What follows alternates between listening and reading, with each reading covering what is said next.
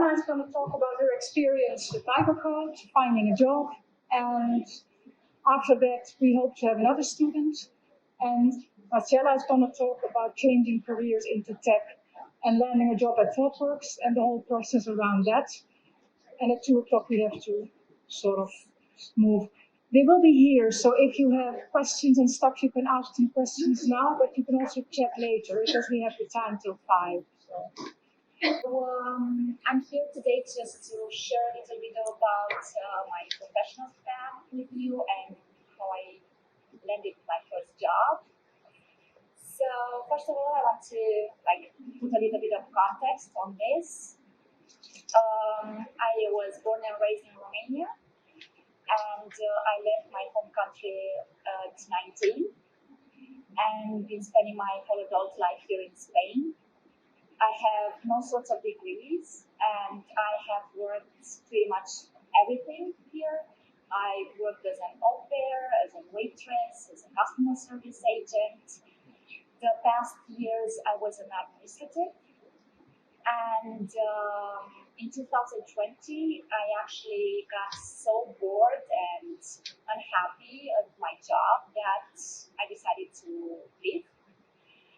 And I enrolled in a professional certificate in web development that was done by the La Generalitat here in Barcelona. So started learning about HTML and CSS and JavaScript. Mid-2020, I was lucky enough to hear about microcode. Actually, it was thanks to Lavinia over there that we just met on the body platform that was like such weird circumstances. So as soon as I found out about this organization that was doing like a FullStack Bootcamp, 100% free of charge, I immediately signed up. And that's when things got really interesting. So as the days went by, the learning path became more fun, and I really got to understand more about the languages and the stuff we are using. And it was hard at the beginning, even though I knew a little bit about the basics. The bootcamp actually is pretty intense. So my advice here would be for the ones that are actually doing it right now is just ask a lot of questions. Just ask anything that you don't understand, because with 2 days per week of classes, maybe you have colleagues that are super advanced and some others that are really struggling with the basics, and you can feel like, being women or not, but you can feel like ashamed maybe, or you don't want to feel like you're asking questions and maybe frustrating the other colleagues. Don't think about that. Just ask for help, ask questions, and the awesome part about microcode is actually that they don't just offer these classes. They have a full team of volunteers that are there 24 hours a day, and they would help with any questions or any doubts that we may have. And thanks actually to Henriette, we have now code buddies, which is one-on-one sessions that I would really recommend to take advantage of. So that's about the bootcamp and my experience. We can talk now a little bit about the job hunting, right? So in October 2020, that's when I decided I was going to start looking for that first tech job. It was pretty hard to decide to actually go for it, but I started doing my LinkedIn profile, which I think is the basic thing you have to do, like do a really good LinkedIn profile, because it's your curriculum. It's not just for recruitment, it's for anybody that's in the market. So I built up contacts, I started texting people and doing job searches and groups.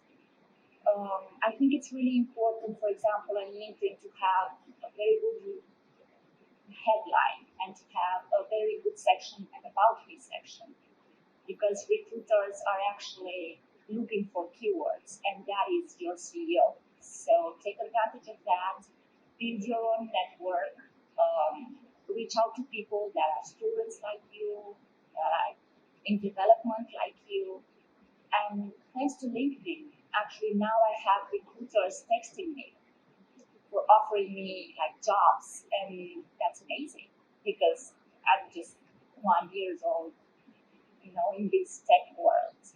And secondly, I would also say that GitHub really helped me a lot.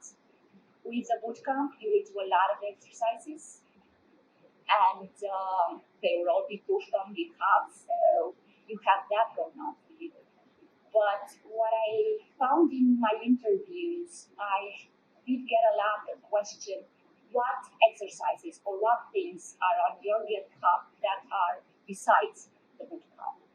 So that means recruiters finding important for you to work outside the exercises and outside any course that you are doing, because that would actually mean that you go the extra mile and you put effort and time and you're constant with that.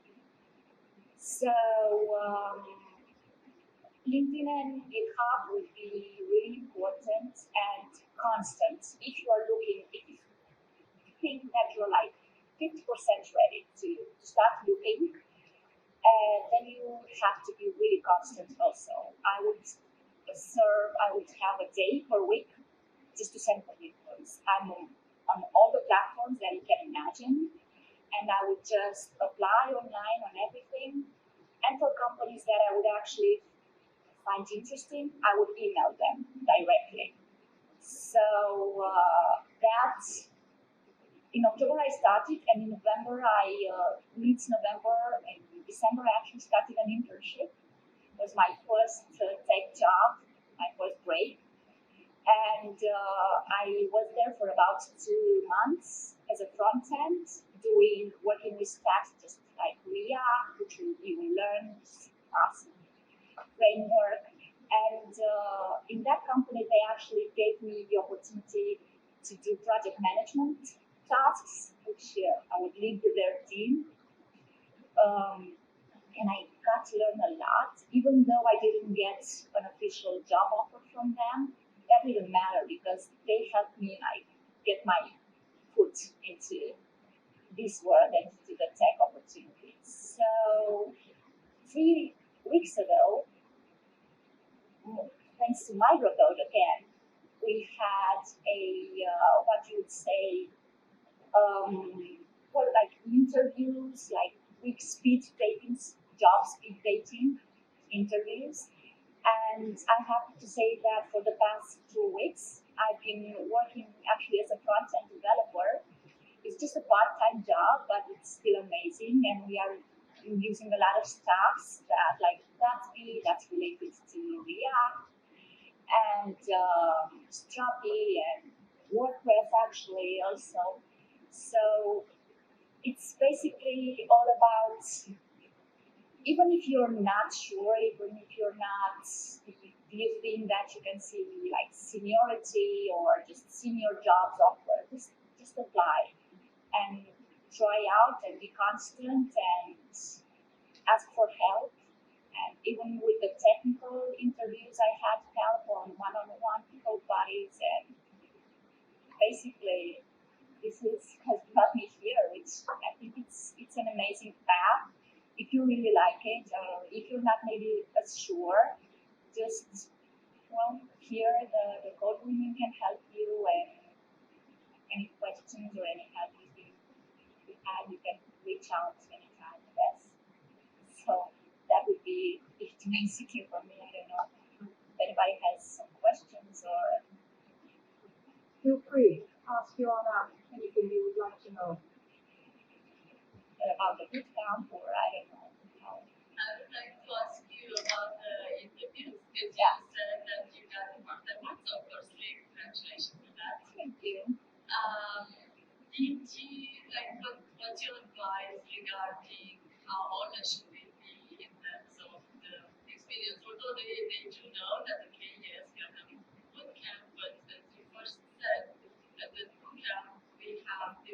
the students have like different backgrounds and have different levels. So how often should you be with the employer when they would ask you, okay, how would you know react or this kind of things basically?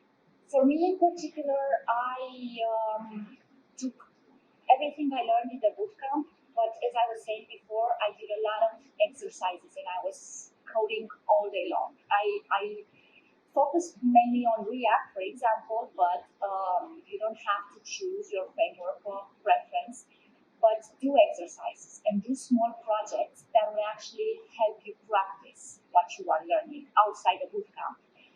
That is how in any interview, everybody knows you're a junior. You don't have to put that as a headline in your curriculum, but they will tell you, well, for example, we use Gatsby, which is another stack, has nothing to do with the bootcamp. And if they would ask you that, you'd say, well, no, I don't know about Gatsby, but I know a little bit about React. And I'm a very fast learner, and I can quickly, now it's my growing time, and I can learn anything given the chance. So just be honest about your experience because it's a little experience. You don't have professional experience, it's just exercises and studying for now. But being willing to learn, and even if you knew React or you're learning React, but they say, hey, we are using Vue, what's going on there? I don't care. It's all about components, for example, or it's all JavaScript, which you are with right now. So I can learn it. Be honest about the level of experience, but always say, I can learn this, or I can do some tests with this. I can practice. So always just be willing to show that you're up to anything, code-wise, I mean. They ask you in particular about the GitHub. Everybody, I mean, I did get that question a lot in the interviews. I didn't have that many interviews because a lot of companies ghost you, well, you know, like it's difficult. But when I was asked about GitHub, I was particularly asked what was outside of the bootcamp or of my studies, and which project am I actually proud of. And of course, we don't have projects, we don't have a real website, but you can do a to-do list, or you can do a small chat box or anything, even if it's following the tutorial. But do it, repeat that code, copy that code, and push it out to GitHub. It's yours. Yeah. You have it there, and it's outside the bootcamp. So anything that shows your interest and your constancy beyond those 2 days per week, it helps. It helps a lot. And I know that the microcode volunteers have shown and are still doing like put your things on GitHub and do a good GitHub, because other recruiters, the technical recruiters, would just go with like 30 seconds to look over that and just it really matters to have it good and organized and have outside smooth things because you're starting, but it's there. So it gives a professional image. LinkedIn and GitHub for me, and for sure that made a difference. I think maybe, if you don't mind, Yes. you could send your GitHub link Yes. to the group, because Of course. it's very useful to look at somebody's GitHub, see the projects they've done, and you can see what Joanna has been building through practice. And right now it may be too far advanced, but later on when you think, what could I do to practice my JavaScript or whatever, you could look for an example and challenge yourself. She has been building projects all the time, and she would be in CodeWomen and showing me stuff that I would say, I have to look that up. That goes with the person. I mean, I'm really curious, and I really, really liked the languages, and I really liked, the stack, and I really liked React, for example. So I really focused on that framework.